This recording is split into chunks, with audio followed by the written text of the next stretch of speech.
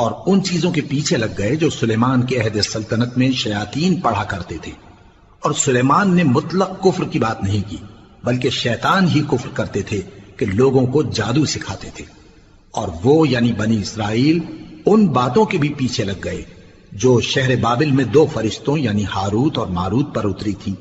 اور وہ دونوں کسی کو کچھ نہیں سکھاتے تھے جب تک یہ نہ کہہ دیتے کہ ہم تو ذریعہ آزمائش ہیں، تم کفر میں نہ پڑو۔ غرض لوگ ان سے وہ چیز سیکھتے جس سے میاں بیوی میں جدائی ڈال دیں، اور اللہ کے حکم کے سوا وہ اس چیز سے کسی کا کچھ بھی نہیں بگاڑ سکتے تھے، اور کچھ ایسے منتر سیکھتے جو ان کو نقصان ہی پہنچاتے اور فائدہ کچھ نہ دیتے۔ اور وہ جانتے تھے کہ جو شخص ایسی چیزوں یعنی سحر اور منتر وغیرہ کا خریدار ہوگا اس کا آخرت میں کچھ حصہ نہیں، اور جس چیز کے عوض انہوں نے اپنی جانوں کو بیچ ڈالا